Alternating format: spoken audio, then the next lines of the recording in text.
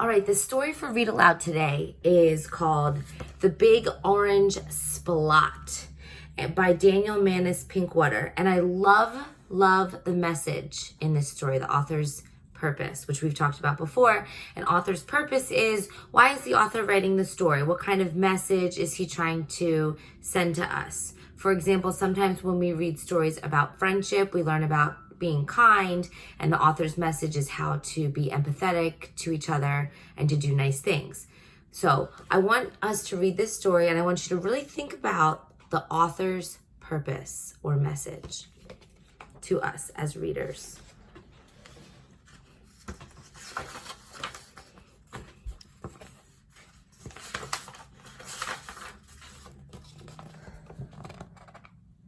Mr. Plumbean lived on a street where all the houses were the same.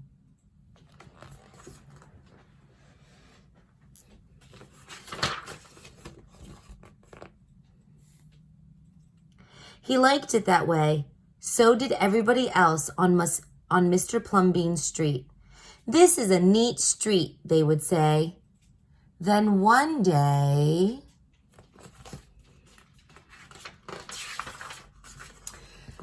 a seagull flew over Mr. Plumbean's house. He was carrying a can of bright orange paint. No one knows why.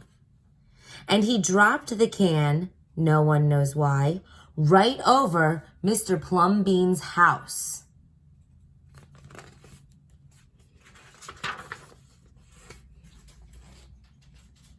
It made a big orange splot on Mr. Plumbean's house.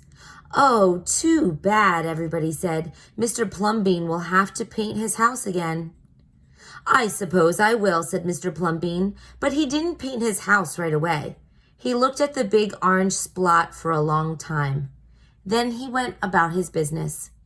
The neighbors got tired of seeing that big orange splot. Someone said, "Mr. Plumbean, we wish you'd get around to painting your house." "Okay," said Mr. Plumbean.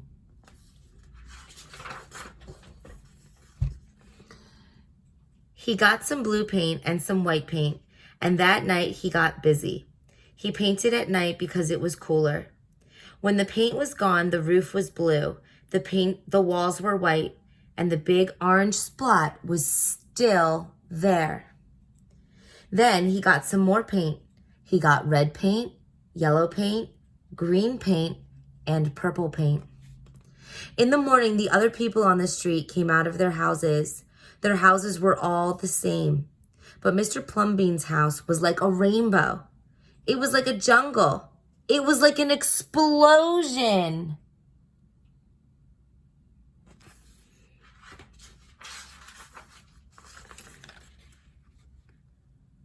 There was the big orange splot, and there were little orange splots. There were stripes. There were pictures of elephants and lions and pretty girls and steam shovels. The people said, "Plumbean has popped his cork, flipped his wig, blown his stack, and dropped his stopper." They went on muttering. That day, Mr. Plumbean bought carpenter's tools. That night, he built a tower on top of his roof, and he painted a clock on the tower.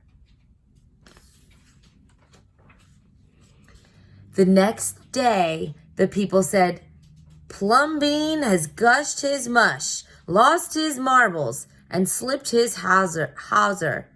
They decided they would pretend not to notice.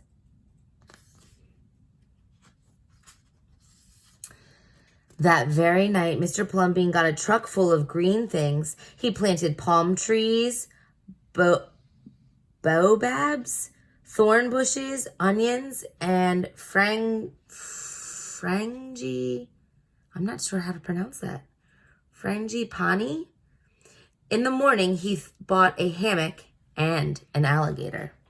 I'll have to look up that word. I'm not sure how to pronounce it.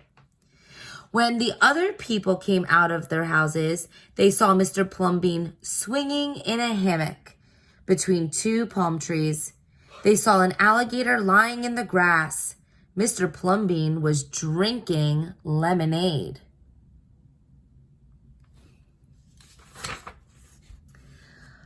Plumbean has gone too far. This used to be a neat street.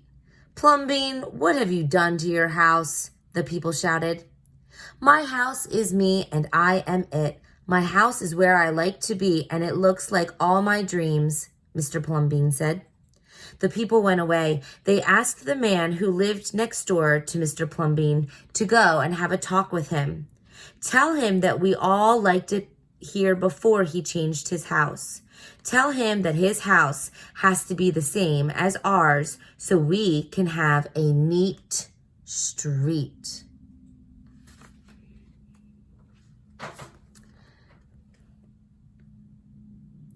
The man went to see Mr. Plumbean that evening. They sat under the palm trees drinking lemonade and talking all night long.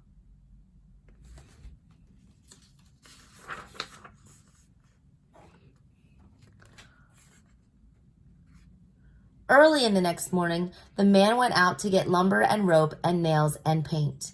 When the people came out of their houses, they saw a red and yellow ship next door to the house of Mr. Plumbean.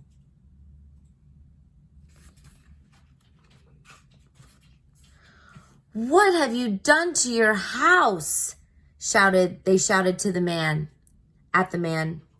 My house is me and I am it. My house is where I like to be, and it looks like all my dreams, said the man, who had always loved ships. He's just like Plumbean, the people said. He's got bees in his bonnet, bats in his belfry, and knots in his noodle. Then, one by one, they went to see Mr. Plumbean late at night. They would sit under the palm trees and drink lemonade and talk about their dreams. And whenever anybody visited Mr. Plumbean's house, the very next day, that person would set about changing his own house to fit his dreams.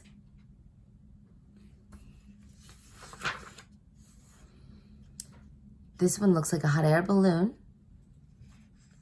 Oh, look at how beautiful that swirly roof is. How beautiful is that castle? This looks like there's water around it. Look at these pillars. They're so tall and detailed.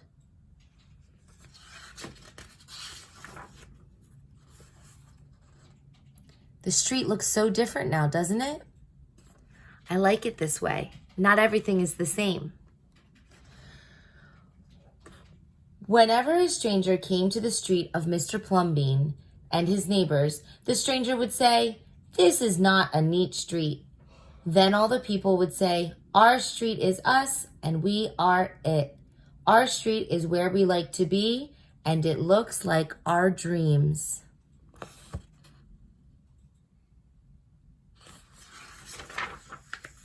The end.